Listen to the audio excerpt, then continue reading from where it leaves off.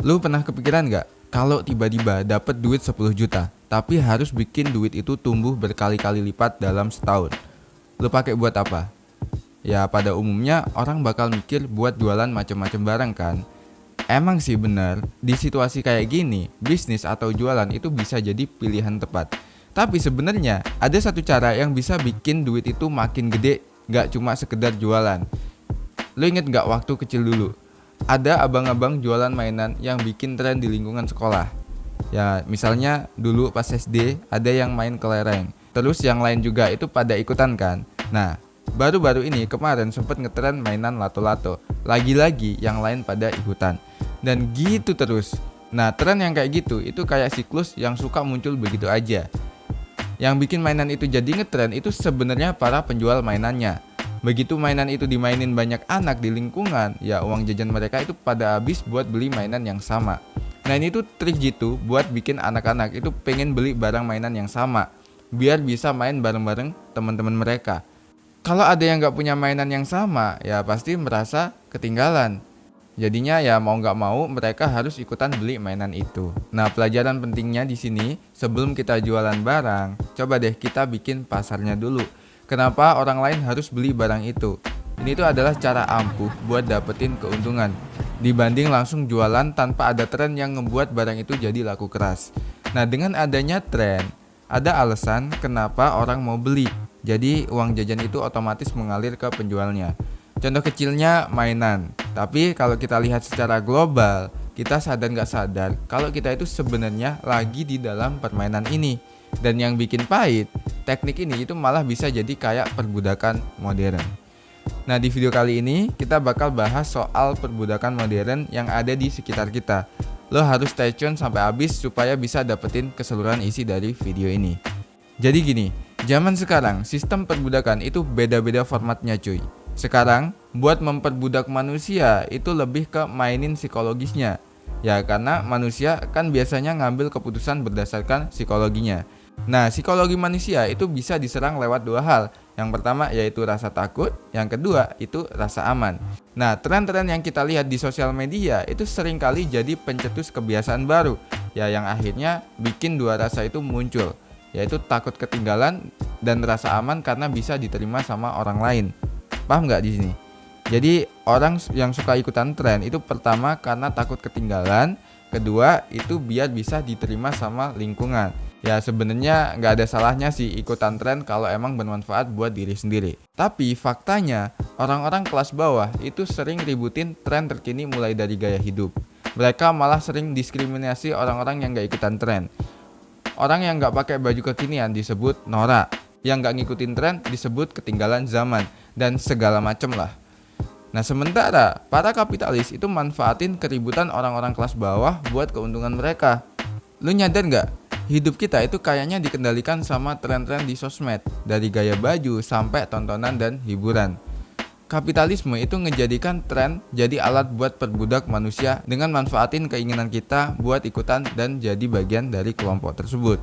Jadi tren-tren ini itu bikin kelihatan ada satu kubu yang ikutin tren, terus yang gak ikutan tren itu dianggap ketinggalan. Nah ini kan jadi kayak cara buat ngasih label ya ke orang-orang. Padahal sebenarnya hidup itu gak cuma soal ikutin tren doang. Jadi bayangin lagi, lo lagi di suatu tempat ngobrolin tren terbaru, tapi ada satu orang yang gak nyambung sama tren itu. Jadi dia gak bebas ngomongin topik itu, dia gak tahu mau ngobrolin topik tersebut. Jadinya dia bingung kan, ya akhirnya mau gak mau dia harus ikutin tren itu biar dia bisa ikut nimbrung langsung pas ngobrol.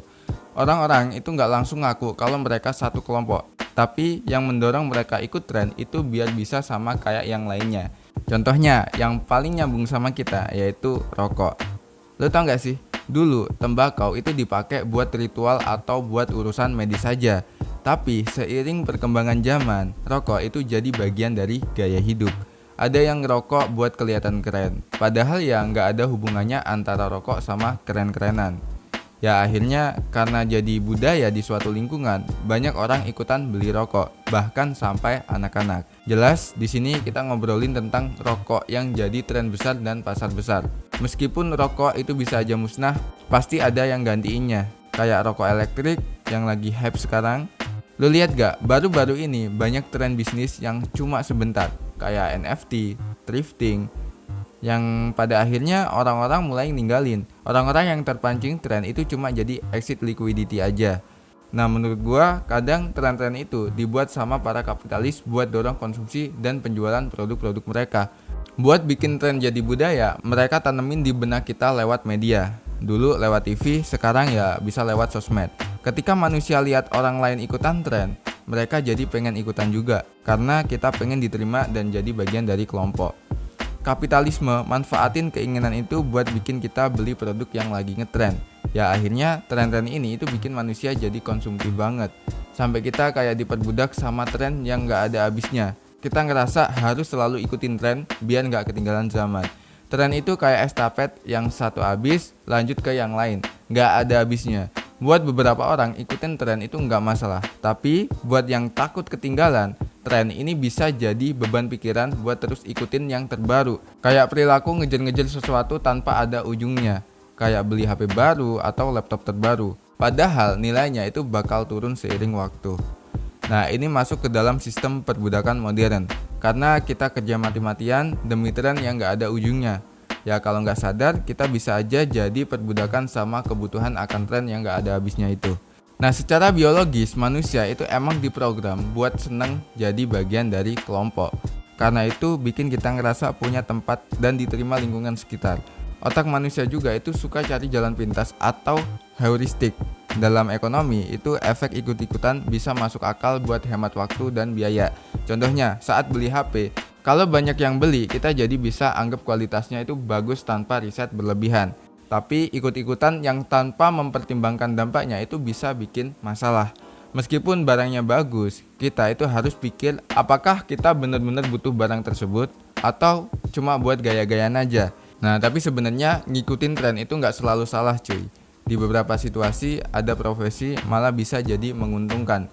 Yang penting kita bisa bedain mana yang benar-benar kita butuh dan mana yang cuma ikut-ikutan aja, biar nggak buang-buang uang dan waktu. Nah sebagai seorang content creator, kadang kita itu harus ngikutin tren buat bersaing di pasar. Begitu juga bagi pembisnis, ngegabungin produk sama tren terkini itu bisa jadi salah satu cara buat menarik hati konsumen. Meskipun tren itu bisa jadi perbudakan, tapi bagi beberapa orang, tren justru itu bisa jadi sumber keuntungan. Terutama di area kapitalisme, di mana tren itu bisa jadi senjata buat dapetin keuntungan. Salah satu dampak kapitalisme yang nyata adalah perubahan kebutuhan pokok dari gaya hidup. Dulu pakaian itu kebutuhan pokok, tapi sekarang nilainya bukan lagi dari fungsinya, tapi dari status, kemewahan, dan lain-lain. Ya ini nunjukin bahwa dalam mendapat uang, kita itu bisa ubah hal yang sebelumnya gak bernilai jadi berharga lewat tren. Contohnya ya waktu NFT lagi viral, banyak yang ikutan beli buat dipamerin di sosmed. Tapi banyak juga yang beli cuma ikut-ikutan. Jadi ya begitu hype-nya turun, harganya juga ikut turun. Ya karena nilainya didorong sama hype, bukan fungsinya. Karena harga itu ditentuin sama tren yang lagi ada. Atau coba pikirin kasus sneaker limited edition yang dulu sempet rame. Pas pertama kali keluar, harganya itu nyampe selangit cuy.